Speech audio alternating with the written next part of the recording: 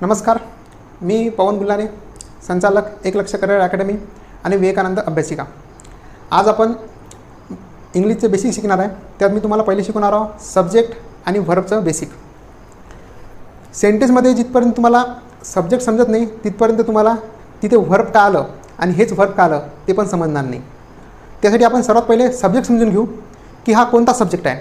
First person subject आहे, first person singular आहे, second person singular आहे की थर्ड पर्सन सिंग्युलर आहे की थर्ड पर्सन प्लुरल आहे। सब्जेक्ट समजण्यासाठी किंवा व्हर्ब समजण्यासाठी तुम्हाला पहिले सब्जेक्ट समजला पाहिजे। तर आपण सर्वात पहिले आता सब्जेक्ट शिकू की कोणकोणत्या प्रकारचे सब्जेक्ट आहे। सर्वात पहिले लक्षात ठेवा, सर्वात पहिले फर्स्ट पर्सन। जेव्हा सब्जेक्ट म्हणजे कर्ता, कर्ता म्हणजे करणारा, जेव्हा सब्जेक्ट स्वतःबद्दल बोलतो किंवा सगळ्याबद्दल बोलतो तेव्हा तो झाला फर्स्ट पर्सन। पण फर्स्ट पर्सन सब्जेक्टमध्ये हा फर्स्ट पर्सन सिंग्युलर आहे की फर्स्ट पर्सन प्लुरल आहे हे समजलं पाहिजे। त्यासाठी आपल्याला काही गोष्टी पाठ करावं लागेल किंवा काही गोष्टी समजून घ्यावं लागेल। तर लक्षात ठेवा, फर्स्ट पर्सन सिंग्युलर म्हटलं तर आय। अच्छा, मी आता म्हणत आहे की मी खुश आहे, आय एम हॅपी। आणि आता मला म्हणायचं आहे की सगळे खुश आहे, वी आर हॅपी। आता लक्षात, पण वी काय झालं फर्स्ट पर्सन प्लुरल। आणि आय म्हटलं तर कारण की सब्जेक्ट जेव्हा स्वतःबद्दल बोलतो तर तेव्हा फर्स्ट पर्सन काय होते आय आणि ते काय झालं सिंग्युलर। त्याचप्रमाणे आता सेकंड पर्सन सिंग्युलर कशाला म्हणते तर लक्षात ठेवा, जेव्हा सब्जेक्ट दुसऱ्यासोबत बोलतो किंवा सब्जेक्ट हा दुसऱ्याला उद्देशून बोलतो। आता लक्षात ठेवा, मी तुम्हाला उदाहरण देऊ शकतो। मी माझ्यासमोर एक मुलगा आहे, मी त्याला म्हटलं यू आर हॅपी, बरोबर आहे। माझ्यासमोर एकच मुलगा उभा आहे आणि मी त्याला म्हटलं यू आर हॅपी। लक्षात, तर यू काय झालं मग सिंग्युलर, सेकंड पर्सन सिंग्युलर, कारण की यू लक्षात ठेवा यू YOU यू काय झालं सेकंड पर्सन सिंग्युलर। त्याच्या मागचं कारण काय, कारण की एक मुलगा माझ्यासमोर उभा आहे, एकच मुलगा आहे आणि मी त्याला म्हटलं यू आर हॅपी। लक्षात, याचा अर्थ काय झाला की तो खुश आहे, मी त्याला उद्देशून बोललो। आता माझ्यासमोर तर आता एकच मुलगा होता उभा, आता इथे 20-25 मुलं आली। आता मी काय म्हणेन you all of you happy. येतं लक्षात, म्हणजे याचा अर्थ प्लुरलमध्ये सुद्धा आपण यूज वापरतो। प्लुरलमध्ये सुद्धा सेकंड पर्सन प्लुरलमध्ये सुद्धा आपण काय वापरू शकतो यू वापरू शकतो आणि सेकंड पर्सन सिंग्युलरमध्ये सुद्धा आपण यू वापरू शकतो। या गोष्टी बेसिकमध्ये आहे, या गोष्टी तुम्हाला सब्जेक्ट समजण्यासाठी या गोष्टी तुम्हाला लक्षात असल्याच पाहिजे। नाही समजल्या कमीत कमी हे पाठ तरी करून घ्या की फर्स्ट पर्सनमध्ये सिंग्युलरमध्ये आय आणि फर्स्ट पर्सन प्लुरलमध्ये वी, सेकंड पर्सन सिंग्युलरमध्ये यू आणि सेकंड पर्सन प्लुरलमध्ये यू, कारण की मी तुम्हाला आता सांगितलं एक उदाहरण देऊन समजून सांगितलेलं आहे। आता दुसरं आहे सर्वात महत्त्वाचं थर्ड पर्सन सिंग्युलर, हे सर्वात महत्त्वाचं आहे। अच्छा, तसे तर दोन्ही महत्त्वाचे आहे, तिन्ही महत्त्वाचे आहे, पण जास्तीत जास्त प्रश्न थर्ड पर्सन सिंग्युलर आणि प्लुरलवर येतील।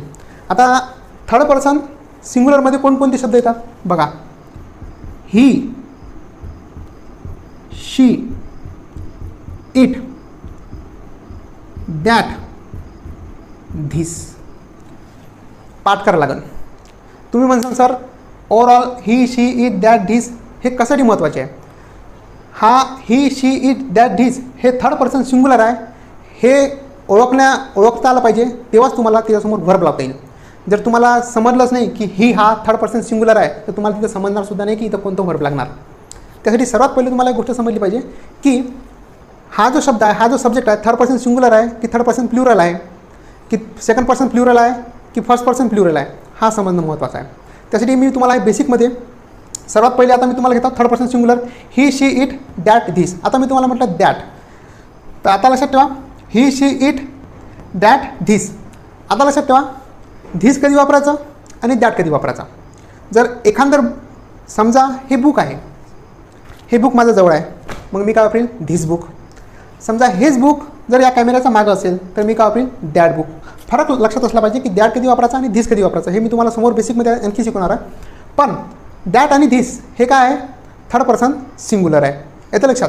आता त्याचप्रमाणे थर्ड पर्सन प्लुरल कोणकोणतं आहे तर लक्षात ठेवा दे, डीज आणि दोज, बरोबर। तर लक्षात ठेवा आता थर्ड पर्सन सिंग्युलरमध्ये प्लुरलमध्ये दे, डीज आणि दोज आहे। आता हे कुठं वापरायचे समोर बेसिकमध्ये मी घेणार आहे, पण आता सांगून देऊ थोडंसं। डीज म्हटलं तर जवळचे, पण प्लुरलमध्ये आता मी तुम्हाला आता सांगितलं आहे इथे एक बुक आहे, बरोबर आहे। इथे किती बुक आहे, एक बुक आहे। हा एक बुक घेतला मी म्हणून याला काय म्हटलं धिस बुक। पण हेच बुक जर काय असेल कॅमेऱ्याच्या मागे असेल तर दॅट बुक। पण आता इथे समजा हे 4-5 बुक आहे, हे काय आहे इथं 4-5 बुक आहे. तर आता मी काय म्हणेल, कारण की हे माझ्या जवळ आहे, तर इथं वापरेन मी दिस बुक. काय वापरेल? दिस बुक, कारण की इथे 3-4 बुक आहे. येतं लक्षात? तर याला काय म्हटलं आपण? दिस बुक. सपोज जर हे 3-4 बुक मी घेतले आणि कॅमेरा मागे नेऊन ठेवले, सपोज, येतं लक्षात? जर हेच बुक आपण काय घेतले, 3-4 बुक घेतले आणि कॅमेरा मागे नेऊन ठेवले, तर ओव्हरऑल इथं काय करू आपण? Those books. लक्षात ठेवा. सर्वात पहिले ह्या बेसिकमध्ये तुम्हाला या गोष्टी तिथे समजल्या पाहिजे. He, she, it, that, this third person singular आणि दे, दिस, दोज हे थर्ड पर्सन प्लुरल. आता आपण पुढचा टाईप घेऊ. तर आता पहिले आपण व्हर्ब शिकू. व्हर्ब म्हणजे काय? पहिले तुम्हाला समजलं पाहिजे व्हर्ब म्हणजे काय. व्हर्ब म्हणजे क्रियापद. मराठीत काय म्हणतात त्याला? क्रियापद. ज्यानं वाक्याचा अंत होतो किंवा ज्यानं वाक्य संपते, ज्या शब्दाने वाक्य संपते त्याला आपण व्हर्ब म्हणतो. इंग्लिशमध्ये सुद्धा त्याच टाईपचं आहे, त्याच प्रकारचं आहे. व्हर्बसुद्धा तेच काम करते जे मराठीत काम करते, तेच इंग्लिश ग्रामरमध्ये सुद्धा व्हर्ब तेच काम करते. तर व्हर्बचे रूप आपण प्रेझेंटमध्ये मी तुम्हाला सांगणार आहे की प्रेझेंटमध्ये व्हर्बचे रूप कोणकोणते आहे. तर प्रेझेंटमध्ये am, is, are, does, do, has, have हे कुठं कुठं वापरतात हे तुम्हाला मी पुढे सांगणार आहे. पण हे समजण्याचा अगोदर तुम्हाला एक मोठा फरक समजला पाहिजे की सिम्पल सेंटेन्स आणि टेन्स याच्यात काय फरक आहे. सिम्पल सेंटेन्स आणि टेन्समध्ये काय फरक आहे. तर बघा, लक्षात ठेवा. सर्वात पहिले सिम्पल सेंटेन्स कशाला म्हणतात? अशात ज्यामध्ये सब्जेक्ट किंवा कर्ता, मराठी सांगतो, ज्यामध्ये सब्जेक्ट किंवा कर्ता काहीच ॲक्शन घेत नाही, म्हणजे no action by the subject is called simple sentence. तर लक्षात ठेवा, तुम्हाला समजलं पाहिजे की सिम्पल सेंटेन्स आणि टेन्समध्ये जमीन आसमानचा फरक आहे. टेन्समध्ये काय होते सांगू का? टेन्समध्ये आहे ना, कर्ता म्हणजे सब्जेक्ट हे काही ना काही ॲक्शन करते किंवा त्याने काही ॲक्शन केलेली असते किंवा काही ॲक्शन तो करणार असते. कशात? टेन्समध्ये. अर्थात. पण सिम्पल सेंटेन्समध्ये तसं काही नाही आहे. मी उदाहरण घेऊन समजून सांगतो. बघा, Rahul is a good boy. आता राहुल थर्ड पर्सन सिंग्युलर झाला. बघा, मी थर्ड पर्सन सिंग्युलरमध्ये सांगितलं नाही आहे. एखादं नाव, राम, श्याम, मोहन, रमन, चमन, आलं लक्षात? हे जे आहे सगळे जे नावं आहे असतात, हे सगळे मीना, पूजा असतात, हे जे सगळे नावं आहे असतात, हे सगळे जे नावं आहे हे थर्ड पर्सन सिंग्युलरमध्ये जाते. लक्षात ठेवा. आता लक्षात ठेवा, राहुल हे थर्ड पर्सन सिंग्युलर झाला. तर लक्षात ठेवा. तर लक्षात ठेवा, Rahul is a good boy. Rahul इथं काही कार्य करताय का? No action by the subject. Rahul इथं काही काम करताय का? मी काय म्हटलं? Rahul is a good boy. Rahul हा चांगला मुलगा आहे. इथं काय राहुल नाचून राहिला? अर्थात काही करू राहिला नाही. राहुल, मी काय म्हटलं? फक्त Rahul is a good boy. म्हणजे इथं सब्जेक्ट किंवा कर्ता जेव्हा कोणतंच कार्य करत नाही किंवा no action by the subject is called simple sentence. म्हणजे याचा अर्थ काय झाला की Rahul is a good boy हे सेंटेन्स जे आहे हे सिम्पल सेंटेन्स आहे. हे कोणतं सेंटेन्स आहे? सिम्पल सेंटेन्स आहे. आता बघा, टेन्सचं सब्जेक्ट, टेन्स सांगतो. 12 प्रकारचे टेन्स आहे. कोणतेही वाक्य घ्या, त्याच्यात सब्जेक्ट काही ना काही कार्य करतच असते. तर लक्षात ठेवा, राहुल इज अ सिटिंग. इथं राहुल काय करत आहे? बसत आहे. म्हणजे राहुल कोणतं ना कोणतं कार्य करत आहे. म्हणजे हे वाक्य कुठे गेलं? हे सिम्पल सेंटेन्स नाही झालेलं आहे, कारण की इथं राहुल काय करत आहे? बसत आहे. म्हणजे याचा अर्थ हे वाक्य कुठे गेलं? टेन्समध्ये. आणखी एक विचारतो तुम्हाला, I have a marker. Simple sentence. याच्यात काही मार्कर काही कार्य करताय का? नाही. लक्षात. किंवा overall I have a laptop. Simple sentence. I have marker. Simple sentence. तर लक्षात असू द्या, सिम्पल सेंटेन्स. आता मी तुम्हाला म्हटलं I am your friend. I am your friend. याच्यात काही कार्य होत आहे का? सब्जेक्ट थ्रू नाही होत आहे. म्हणजे याचा अर्थ आय एम युअर फ्रेंड हे काय झालेलं आहे? हे सुद्धा सिम्पल सेंटेन्सच झालेलं आहे. त्यामुळे तुम्हाला एक गोष्ट फरक लक्षात असला समजला पाहिजे की जेव्हा सिम्पल सेंटेन्स आणि टेन्स, सिम्पल सेंटेन्स आणि टेन्समधला फरक तुम्हाला समजला तर आपल्याला हे वर्ब शिकताना थोडंसं सोपं जाईल. आता बघा, आता आपण शिकणार आहोत हॅज आणि हॅव कुठं वापरायचा. तर पहिले लक्षात ठेवा, हॅज जो आहे तो थर्ड पर्सन सिंग्युलरसाठी वापरत असते. कुठे? Third person singular. लक्षात ठेवा, आयुष्यभर लक्षात ठेवायचं. मी आता इथे लिहून दिलेलं आहे. लक्षात. हॅज कुठं वापरायचा? Third person singular. मग सर थर्ड पर्सन सिंग्युलर कोणकोणते आहे? येतं लक्षात. मागच्या वेळेस सांगितलं, आपल्या व्हिडिओमध्ये मी सांगितलेलं आहे, ही, शी, इट. लक्षात. नंतर एखादा व्यक्ती, राम, मोहन, श्याम. लक्षात. हे सगळे थर्ड पर्सन सिंग्युलर झाले. येतं लक्षात. जसं आता मला म्हणायचं आहे, समजा मला असं म्हणायचं आहे की माझ्याजवळ पेन आहे, तर मी काय म्हणेन? कारण की मी तर फर्स्ट पर्सन सिंग्युलर झालो. I have a pen. समजलं का? कारण की मी फर्स्ट पर्सन सिंग्युलर आहे. तर इथं कसा वापर करेन मी? आय हॅव अ पेन, कारण की माझ्याजवळ पेन आहे. लक्षात.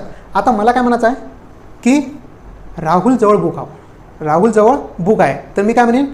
Rahul has a book. Rahul has a book. कारण थर्ड पर्सन सिंग्युलर आहे. लक्षात. मग तुम्ही म्हणता सर हॅज कोण वापरलं? अरे थर्ड पर्सन सिंग्युलर आहे.